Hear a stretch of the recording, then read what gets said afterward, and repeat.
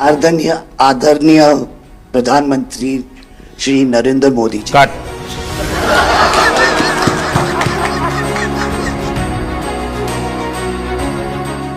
पिछले हफ्ते जो हमारी व्हाट्सएप फैमिली ग्रुप है, हमें एक हफ्ते से सिर्फ ये डिसाइड करें कि हम कैसे आपको कहेंगे प्राइम मिनिस्टर जी, प्रधानमंत्री जी। रीमा बुआ मेरे को रोज फोन करके पूछ रही है क्या मैं ये बोल सकती हूँ, क्या मैं ये वो बोल सकती हूँ। मैं भी आपका परिवार का हूँ भाई, आपको जो मर्जी पड़े वो बोलिए। बहुत अच्छा रट के हाँ। आदरणीय आदरणीय प्रधानमंत्री श्री नरेंद्र मोदी जी। कट।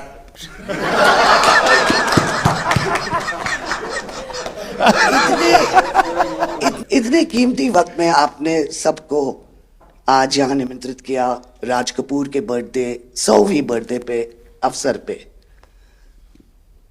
हम आपका शुक्रिया अदा करते हैं। और पापा की पिक्चर के गाने की एक दो लाइन याद आ गई। मैं ना रहूंगी, तुम ना रहोगे, लेकिन रहेंगी निशानियां। वाह।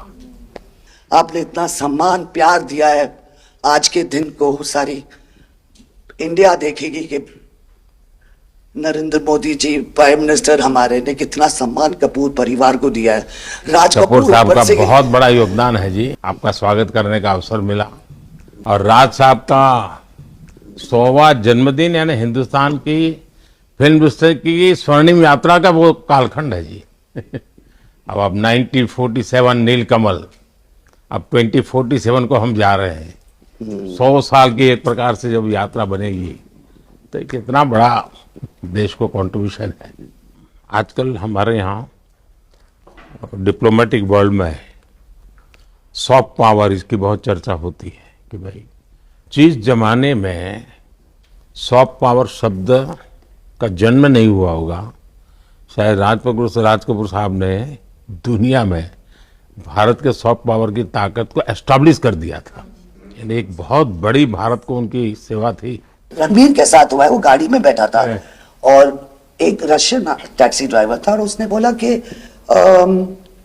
Are you from India? Oh, and he was singing a song, I am Raj Kapoor's grandson. से बेटा मैंने कहा था कि मैं उनका पोता हूं तो हमेशा मुझे फ्री टैक्सी फ्री हो जाती है। एक काम हो सकता है क्या, खास करके सेंट्रल एशिया, कोई ऐसी फिल्म बने जो वहां के लोगों के दिल दिमाग पर राज साहब आज इतने सालों के बाद भी यानी आज भी उनका पूरा कंट्रोल है। मैं बताता हूँ, आज छोटे बच्चों को भी सिखाते गाते। हाँ, यानी उनके जीवन में प्रभाव है। मुझे लगता है कि सेंट्रल एशिया में बहुत बड़ी ताकत है जी।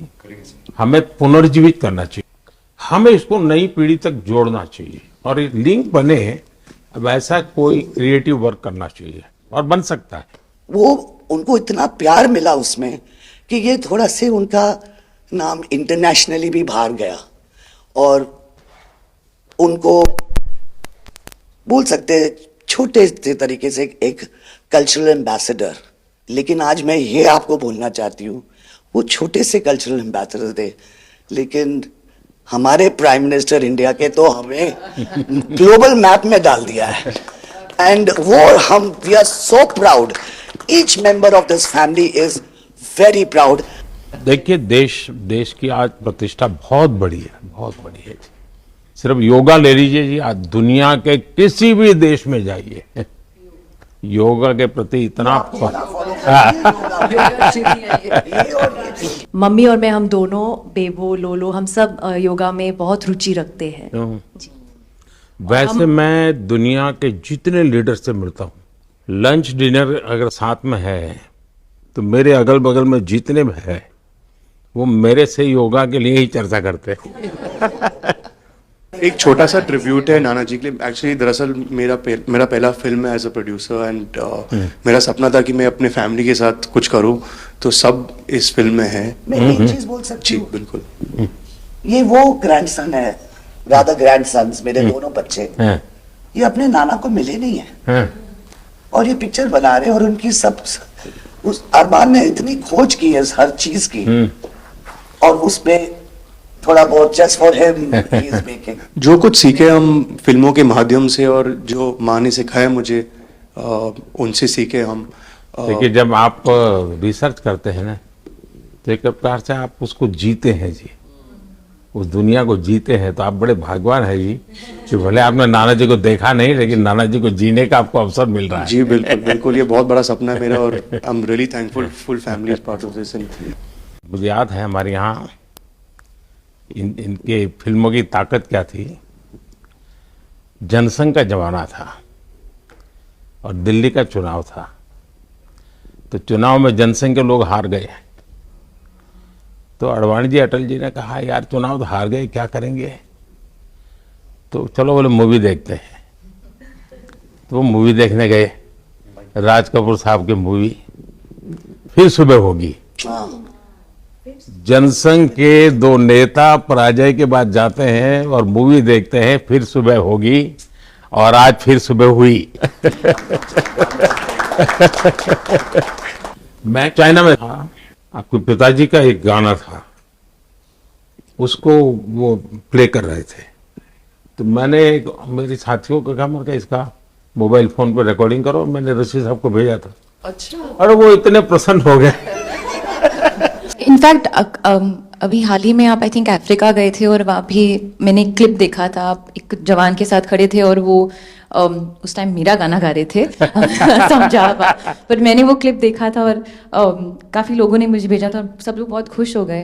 बट एक चीज़ मैं कहना चाहूँगी, गाना जो है जो दुनिया को यूनाइट करता है, स्पेशली जो हिंदी गाने होते हैं, मतलब लोग गाते ही रहते हैं, शायद शब्द उनको समझ में ना आए। और ये मैंने काफ़ी देखा जब हम ट्रैवल करते हैं, खास करके of course with Raj Kapoor songs, but even now I think एक जो एक स्पेशल फीलिंग और एक सेंटिमेंट होता है हमारे गानों में, सब लोग बहुत इंस्टेंटली कनेक्ट करते हैं।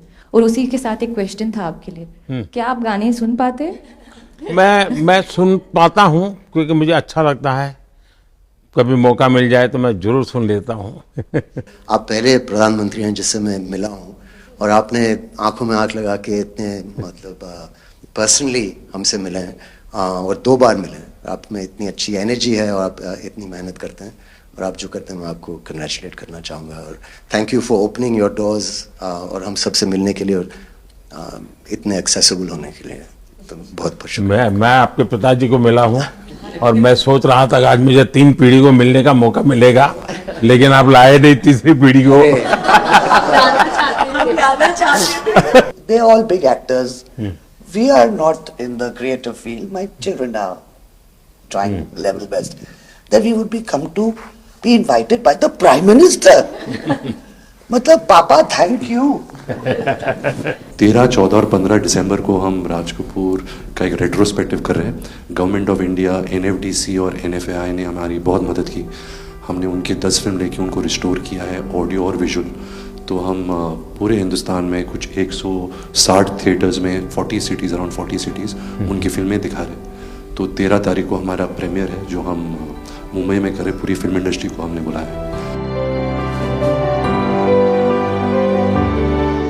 Thank you. Jai Ganesh.